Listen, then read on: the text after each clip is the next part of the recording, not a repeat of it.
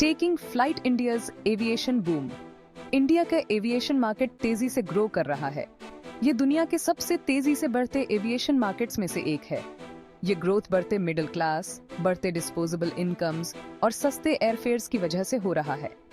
Indian government ने भी इसमें अहम भूमिका निभाई है। उसने एयर ट्रैवल को और एक्सेसिबल बनाने के लिए पॉलिसीज इंप्लीमेंट की हैं। इस एविएशन बूम का इंडिया की इकोनॉमिक ग्रोथ पर बहुत ज्यादा इम्पैक्ट पड़ेगा। एविएशन सेक्टर जीडीपी में बहुत ज्यादा कंट्रीब्यूट करता है और बहुत सारे जॉब अपॉर्चुनिटीज क्रिएट करता है। यह देश और दुनिया भर के लोगों और बिजनेसेस को कनेक्ट करके टूरिज्म और ट्रेड को भी बढ़ावा देता है। एविएशन सेक्टर का ग्रोथ इंडिया की इकोनॉमिक प्रोग्रेस का प्रमाण है। ये फ्यूचर ग्रोथ और डेवलपमेंट का एक की ड्राइवर है। Soaring high types of air transport in India. India का एयर ट्रांसपोर्ट सेक्टर बहुत डाइवर्स है। यह पैसेंजर्स और कार्गो की कई जरूरतों को पूरा करता है। इंडिया में कई तरह की एयर ट्रांसपोर्ट सर्विसेज अवेलेबल हैं। स्केड्यूल्ड एयरलाइंस, ये एयरलाइंस फिक्स्ड रूट्स और स्केड्यूल्स पर ऑपरेट करती हैं। ये डोमेस्टिक और इंटरनेशनल दोनों तरह की फ्लाइट्स ऑफर करती हैं। उदाहरण के लिए Indigo, air India, Vistara and spice jet.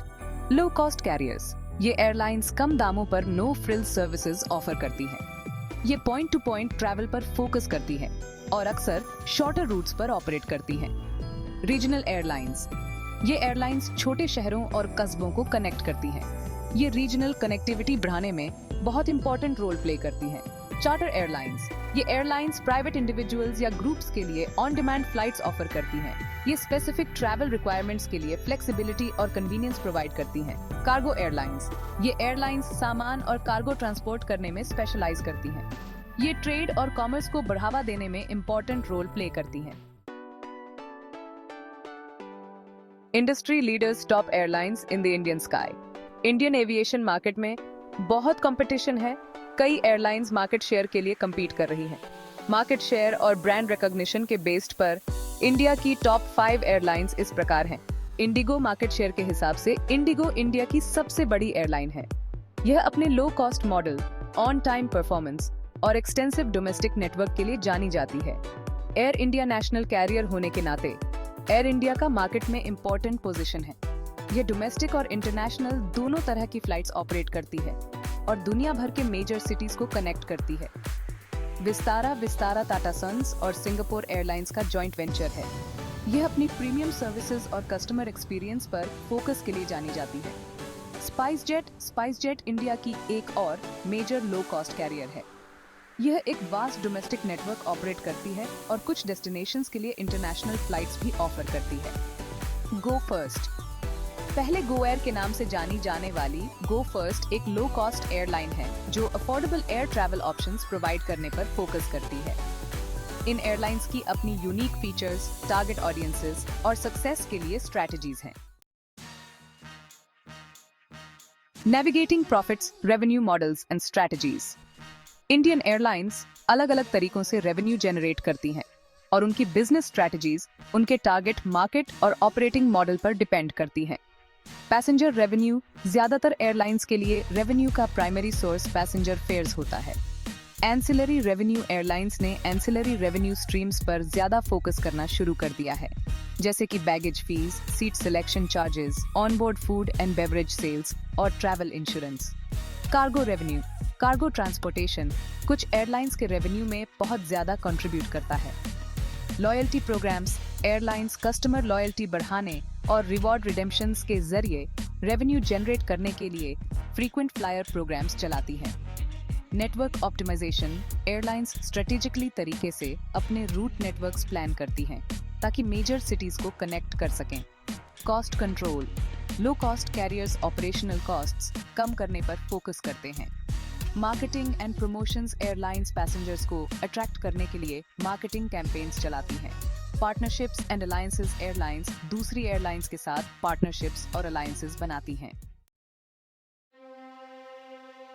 Section 5, turbulence ahead, challenges facing Indian aviation. Growth के बावजूद इंडियन एविएशन इंडस्ट्री को कई चैलेंजेस का सामना करना पड़ता है। हाई ऑपरेटिंग कॉस्ट्स, इंडिया में फ्यूल टैक्सेस और एयरपोर्ट चार्जेस बहुत ज्यादा हैं, जिससे एयरलाइंस के ऑपरेटिंग कॉस्ट्स BRH जाते हैं।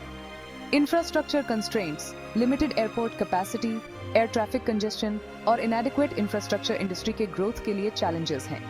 कंपटीशन, इंडियन एविएशन मार्केट में बहुत कंपटीशन है। कई एयरलाइंस पैसेंजर्स के लिए कम्पीट कर रही हैं, जिससे यील्ड्स पर प्रेशर पड़ता है।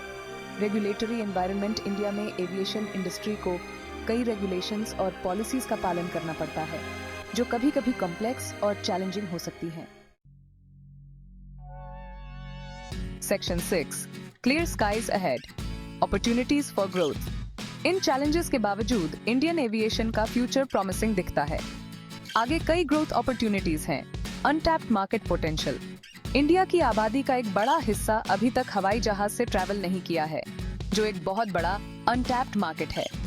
रीजनल कनेक्टिविटी, यूडी देश का आम नागरिक जैसी इनिशिएटिव्स के जरिए रीजनल कनेक्टिविटी इंप्रूव करने पर गवर्नमेंट का फोकस एयरलाइंस के लिए नए अपॉर्चुनिटीज क्रिएट कर रहा है।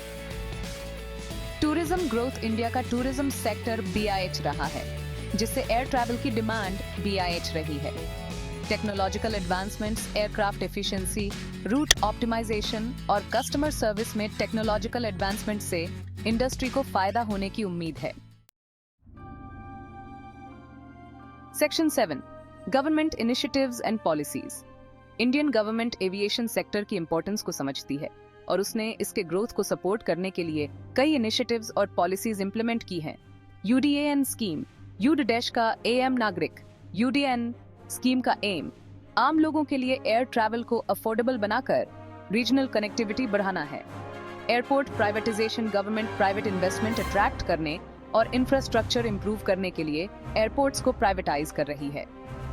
Liberalised aviation policies, open skies agreement और 520 रूल को हटाने जैसी पॉलिसीज ने इंडस्ट्री को ज्यादा कंपेटिटिव और फॉरेन एयरलाइंस के लिए अट्रैक्टिव बना दिया है। ये इनिशिएटिव्स इंडियन एविएशन सेक्टर के ग्रोथ और डेवलपमेंट के लिए एक फेवरेबल एनवायरनमेंट क्रिएट कर रही हैं। Section 8, sustainability and environmental concerns. जैसे जैसे एविएशन इंडस्ट्री ग्रो कर रही है, वैसे वैसे इसके एनवायरमेंटल इम्पैक्ट को लेकर भी कंसर्न्स भी आ रही हैं। एयरलाइंस अपने कार्बन फुटप्रिंट को लेकर ज्यादा अवेयर हो रही हैं और सस्टेनेबिलिटी को एड्रेस करने के लिए स्टेप्स ले रही हैं। Fuel efficiency, airlines fuel consumption कम करने के लिए फ्यूल एफिशिएंट एयरक्राफ्ट में इन्वेस्ट कर रही हैं और फ्लाइट ऑपरेशंस को ऑप्टिमाइज कर रही हैं। सस्टेनेबल एविएशन फ्यूल्स, SAFs का यूज करने में इंटरेस्ट BIH रहा है, जिनका carbon footprint traditional jet fuel से कम होता है।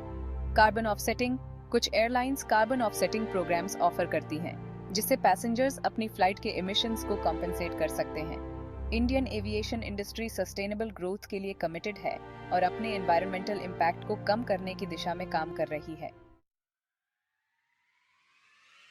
Section 9, the future is bright, India's aviation potential. आने वाले ईयर्स में इंडियन एविएशन मार्केट का कंटिन्यूअसली ग्रोथ होना तय है। बढ़ते मिडिल क्लास, बढ़ते डिस्पोजेबल इनकम्स और गवर्नमेंट सपोर्ट के साथ इंडस्ट्री के लिए स्काइज द लिमिट है। जैसे जैसे इंडिया की इकोनॉमी ग्रो करती रहेगी, वैसे वैसे एयर ट्रैवल की डिमांड भी बढ़ती रहेगी। लोगों, बिजनेसेस और अपॉर्चुनिटीज को कनेक्ट करने में एविएशन सेक्टर का इंपॉर्टेंट रोल होने वाला है।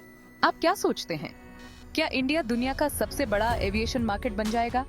@फैयद सूजा पर ट्वीट करके अपने थॉट्स मुझे बताएं।